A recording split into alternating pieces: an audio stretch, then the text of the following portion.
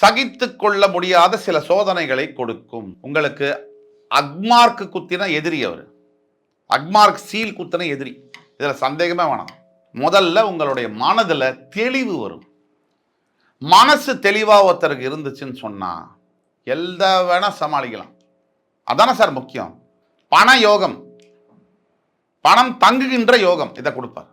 உங்களுக்கு நல்ல வேலை கொடுக்கும், நல்ல ஆப்பர்ச்சுனிட்டி, நல்ல திருமணம் நடக்கும், அந்த மாதிரியான பல வகையான யோகங்களை கொடுப்பார்.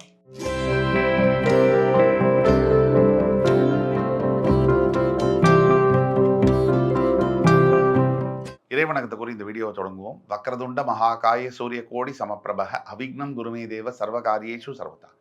தென்னாட்டுடைய சிவனே போற்றி, என் நாட்டவர்க்கும் இறைவா போற்றி. அன்பர்களே, நண்பர்களே, இந்த புதிய காணொலியின் மூலியமாக உங்கள் அத்துணை பேரையும் சந்திப்பதில் மிக்க மகிழ்ச்சி கொள்கிறேன். அதாவது இன்னைக்கு நம்ம பேச போகிறது குரு பயிற்சி பலன்களில் 2024 கன்னி ராசி. இந்த கன்னி ராசி நேயர்கள் எல்லார்ட்டையும் நல்லவனாக இருக்கக்கூடிய ஒரு ஆள் தான் கன்னி ராசி. யார்கிட்டையுமே கெட்ட பேர் வாங்கவே மாட்டாங்க. அப்படி வளைஞ்சு நெளிஞ்சு சுழிஞ்சு கிழிஞ்சு உள்ளே போய் வெளில வந்துடுவாங்க. இது கன்னிராசிக்கு இயற்கையாகவே வரும், எதுவும் எஃபர்ட்லெஸ்ஸாக வரும். அப்படிப்பட்ட கன்னிராசி நேயர்களுக்கு குரு பயிற்சி பலன்கள் எப்படி இருக்குது அப்படிங்கிறத பார்த்துருவோம் வாங்க.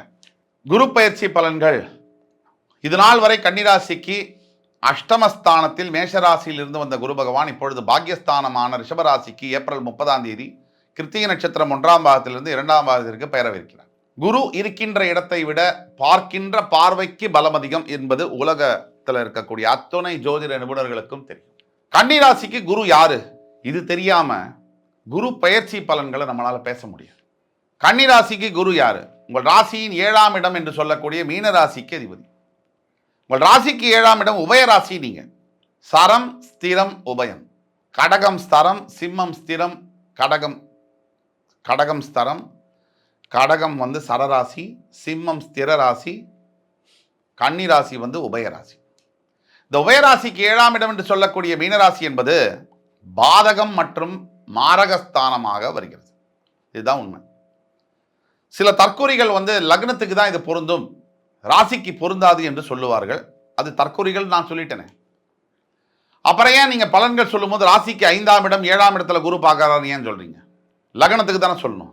ஆக லக்னத்திற்கும் ராசிக்கும் நாம் சொல்லக்கூடிய பலன்கள் பொருந்தும். இப்போ ராசிக்கு 7ஆம் இடம் என்பது உபயராசிக்கு மாரகம் மற்றும் பாதகஸ்தானம். மாரகம் சொன்ன உடனே எல்லாரும் மனசுல உடனே ஐயோ ஆளை கொன்றுமா அப்படின்னு கேட்டீங்கன்னா கண்டிப்பாக இல்லை. மாரகத்திற்கு இணையான பலன்களை செய்யும். பாதகம்னா சகித்து கொள்ள முடியாத சில சோதனைகளை கொடுக்கும். இதுதான் பாதகம்னு சொல்றோம். இந்த இடத்திற்கு அதிபதியாக வரக்கூடிய குரு பகவான் உங்களுக்கு அக்மார்க் குத்தின எதிரி, அவர் அக்மார்க் சீல் குத்தின எதிரி, இதுல சந்தேகமே வேணாம். புதன் வீடுகளுக்கு குரு பகவான் எதிரி. குரு பகவானுக்கு புதன் எதிரி அல்ல, ஆனா புதனுக்கு குரு பகவான் எதிரி. ஆனா உங்களுடைய மாரகாதிபதி பாதகாதிபதி என்று சொல்லக்கூடிய குரு பகவான் இது நாள் வரை மேஷராசியில் அஷ்டமஸ்தானத்தில் மறைந்திருந்தாலும் கூட அவர் சில உடல் ஆரோக்கியத்து பிரச்சனைகளை கொடுத்திருப்பார், சில அவமானங்களை கொடுத்திருப்பார், சில வகையில் பிரச்சனைகளை, அவமானங்களை, சிறை தண்டனையை கூட சில பேருக்கு கொடுத்துருக்கலாம் கன்னிராசியில் இருக்கக்கூடிய அன்பர்களுக்கு. அதெல்லாம் முடிஞ்சு இப்போ 8ஆம் இடத்திலிருந்து 9ஆம் இடத்திற்கு குரு பகவான் மறுபடியும் நான் முதல்ல சொன்ன வார்த்தைக்கு இப்போ நான் போறேன். குரு இருக்கிற இடத்தை விட பார்க்கிற பார்வைக்கு பலம் அதிகம் என்ற வகையில் அவருடைய 5ஆம் பார்வையால் உங்கள் ராசியை பார்க்கிறார்.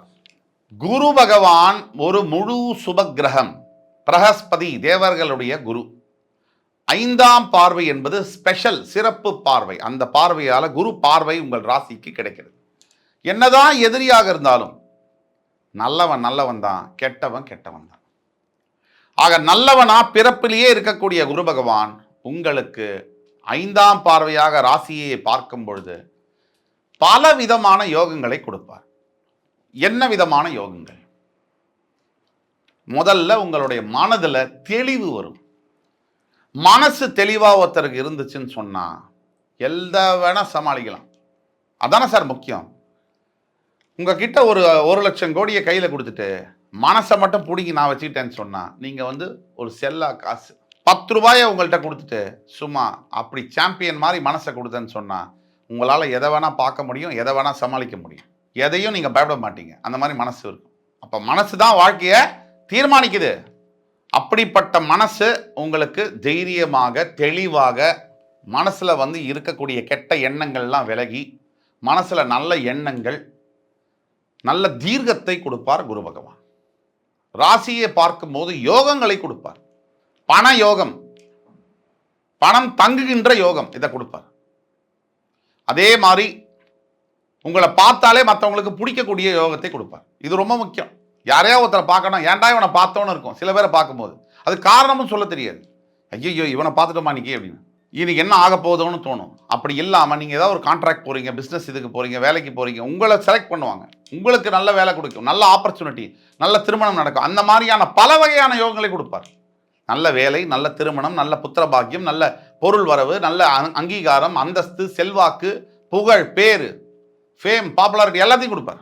அடுத்தபடியாக உங்களுடைய 3ஆம் வீடு என்று சொல்லக்கூடிய விருச்சிக ராசியை அவர் 7ஆம் பார்வையாக பார்ப்பதினால் உபஜயஸ்தானம், உங்களுடைய 3ஆம் இடம், முயற்சிகளை குறிக்கக்கூடிய இடம், நண்பர்கள், பார்ட்னர்ஸு, இவங்களுக்கெல்லாம் வந்து இவங்க மூலியமாக உங்களுக்கு ஆதாயம். கன்னிராசியை பொறுத்த வரைக்கும் நண்பன் என்றைக்குமே நல்லது செஞ்சதாக வரலாறே கிடையாது. கன்னிராசிக்கு இது பொருந்தும். கன்னிராசியில் இருக்கக்கூடிய 100 பேருக்கு 95 பேருக்கு நண்பர்னால தான் பிரச்சனை. வாழ்க்கையிலேயே கழட்டி விட்டு போயிடுவான் சங்க. அப்படி கலட்டி விட்டு போகக்கூடிய சங்கம் இருக்கக்கூடிய நண்பர்கள்லாம் போய் நல்ல நண்பர்களை நீங்கள் சந்திக்க வேண்டிய, நல்ல நண்பர்கள் மூலியமாக உங்களுக்கு நல்ல விஷயங்கள் நடக்கக்கூடிய யோகங்களை ஏற்படுத்துவார். அதே மாதிரி கன்னிராசி நண்பர்களுக்கு சகோதர சகோதரிகள், பிரதர்ஸ் அண்ட் சிஸ்டர்ஸ் வந்து வாழ்க்கையில் நல்ல அண்ணன் வாய்ப்பே இல்லை ராஜா. வாழ்க்கையில் நல்ல அக்கா, நல்ல தங்க, நல்ல தம்பி முடியாது. அப்படிப்பட்ட இருக்கக்கூடிய கன்னிராசி நண்பர்களுக்கு சடனாக திடீர்னு பேய் பிடிச்ச மாதிரி திடீர்னு அண்ணன், அக்கா, தங்க, தம்பி எல்லாம் வந்து நான் அவனுக்கு நல்லது செய்கிறேன்டான்னு சொன்னால் அவங்களுக்கு பயம் வராது. அப்படிப்பட்ட பயத்தை உருவாக்குவார் குரு பகவான். அதே மாதிரி பார்ட்னர்ஸ், ஏன்டா இவனோட சேர்ந்து பிஸ்னஸ் பண்ணோம் அப்படின்னு நினச்சிட்டு இருக்கிற வகையில் அந்த பார்ட்னர்ஸ் மனசு மாறி நல்லதை உங்களுக்கு செய்வாங்க. அதே மாதிரி அவருடைய 9ஆம் சிறப்பு பார்வையால் உங்கள் 5ஆம் வீட்டை பார்ப்பதினால் மிகப்பெரிய யோகங்கள், புத்திர பாக்கியங்கள் மட்டுமல்லாமல் பூர்வ ஜென்மஸ்தானத்தை அவர் 9ஆம் பார்வையாக குரு பகவான் பார்ப்பதினால் மிகப்பெரிய யோகங்களை கொடுப்பார். ஒரு சாதாரண விளிம்பு நிலையில் இருக்கக்கூடிய அடுத்த வேலை சாப்பாட்டுக்கே கஷ்டப்பட்டு இருந்த ஏழை வந்து கோடீஸ்வரன் ஆனால் என்ன ஆகும்? அந்த மாதிரிலாம் திடீர்னு அதிசயங்கள் எல்லாம் நிகழ்த்துவார். குரு பகவான் அதுக்கு கேப்பபிளான கிரகம்.